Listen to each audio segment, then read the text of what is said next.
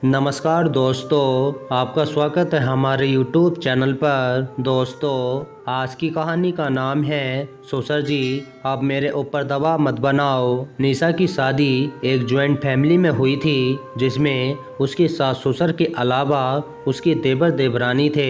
निशा की शादी को 6 साल हो गए थे और उनके 2 बच्चे थे। निशा का देवर और पति दोनों ही प्राइवेट नौकरी में काम करते थे। वैसे तो निशा स्वभाव की बहुत अच्छी थी, लेकिन उसमें एक ही कमी थी। वह ससुराल की छोटी छोटी बातें भी अपनी माँ को बताती और अक्सर उनकी सलाह लेकर ही काम करती। ये सलाह कई बार जॉइंट फैमिली पर भारी पड़ जाती थी। वह तो उसके सास ससुर चाहते थे कि उनके जीते जी परिवार एक रहे। दोनों बेटे भी अपने माता पिता का बहुत सम्मान करते थे, इसलिए संयुक्त परिवार की गाड़ी खींच रही थी, वरना निशा तो कब की अलग हो जाती है। एक दिन शाम को निशा के ससुर जी बहुत खुश होते हुए आए और उन्होंने पूरे परिवार को खुशखबरी सुनाई कि उन्होंने निशा के लिए आंगनवाड़ी कार्यकर्ता की नौकरी के लिए बात की है। अगले हफ्ते ही आंगनवाड़ी की मुखिया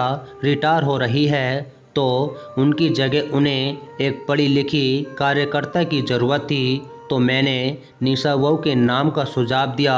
सभी ने इस पर सहमति भी दे दी। अगले हफ्ते ही इस कार्यभार संभालना है और मैंने अपनी छोटी बहू के लिए भी बात की है, लेकिन उसमें कुछ महीने लगेंगे। ये सुनकर सभी बहुत खुश हुए। निशा ने ये बात जब अपनी मम्मी को बताई तो निशा की मम्मी बहुत नाराज हुई और बोली, कोई ज़रूरत नहीं है तुझे 3-4 हज़ार की नौकरी के लिए धक्के खाने की। तुम नौकरी करो और तुम्हारी देवरानी बैठकर खाए। मना कर दे अपने ससुर को।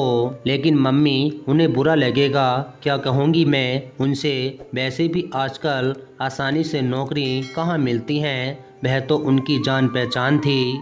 तो निशा ने अपनी मम्मी से कहा। तब निशा की मम्मी ने कहा, तू अपना दिमाग ज़्यादा मत लगा, जो मैंने कहा वही कर। कह दे तू मेरे दोनों बच्चे अभी छोटे हैं, उनको छोड़कर नहीं जा पाऊंगी। तू जब बड़े हो जाएंगे तब सोचूंगी नौकरी के लिए। तब निशा ने कहा, ठीक है मम्मी, आप जैसा कहोगे मैं वैसा ही करूंगी। और निशा ने जब अपने पति को ये बात बताई तो वह बोले, पागल हो गई है क्या? इतनी मुश्किल से पापा ने तुम्हारे लिए बात की है और तुम हो कि घर आई नौकरी को ठुकरा रही हो। नौकरी नौकरी कर रहे हो, तुम्हें बच्चों की तो परवाह है ही नहीं। 2-4 हज़ार की नौकरी से ज़्यादा मुझे अपने बच्चे प्यारे हैं। निशा ने गुस्सा होते हुए कहा, तुम्हें बच्चों की नहीं अपने आराम की परवाह है। अभी तो माँ ही संभालती है, उन्हें तब भी संभाल लेगी। अरे आधे दिन की तो बात है, निशा के पति ने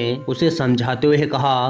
तब निशा ने कहा, एक बार मैंने मना कर दिया तो मेरा मन है ही नहीं। मुझ पर बिना मतलब का दबाव मत डालो। मैं नहीं घर और बाहर का काम एक साथ कर सकती। और ससुर जी को भी कह दो मुझ पर दबाव न डालें। निशा ने 2 ट्रक जवाब देते हुए अपने पति से कहा। तब निशा के पति ने कहा, ठीक है, जैसा तुम चाहो, तुमसे तो मुँह लगना ही बेकार है। और अगले दिन जब निशा के पति ने ये बात अपने पापा को बताई तो वह बोले, बेटा बहू गलती कर रही है, वैसे हमने तो अपना फ़र्ज़ निभा दिया।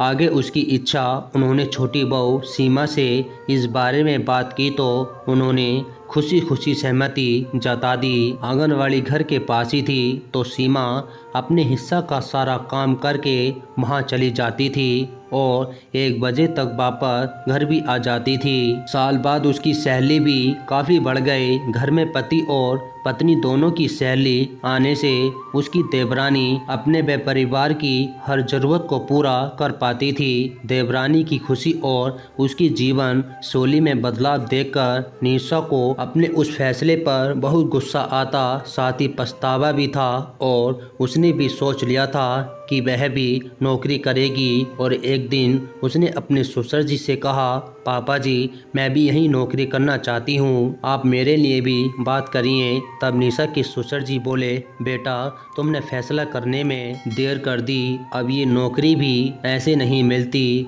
अब इस नौकरी के लिए भी दूसरी नौकरी की तरह फॉर्म भरना पड़ता है और फिर परीक्षा देनी होती है, उसके बाद नंबर आता है। मैंने तो यहाँ तक सुना है कि बहुत मारी मारी है, अब तो इस नौकरी के लिए अब मेरे हाथ में कुछ भी नहीं, तुम भी जा फॉर्म निकले भर देना, आगे तुम्हारी किस्मत। निशा ने कई बार कोशिश की लेकिन भाग्य ने उसका साथ नहीं दिया।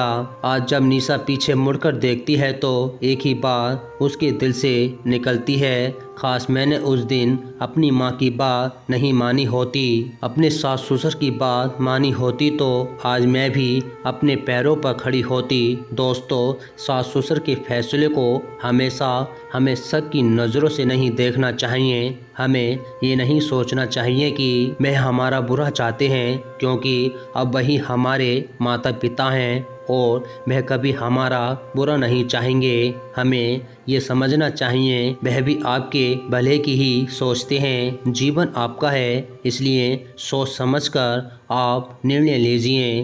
दोस्तों, आपको हमारी कहानी पसंद आई हो तो प्लीज़ लाइक और कमेंट और सब्सक्राइब करना ना भूलना।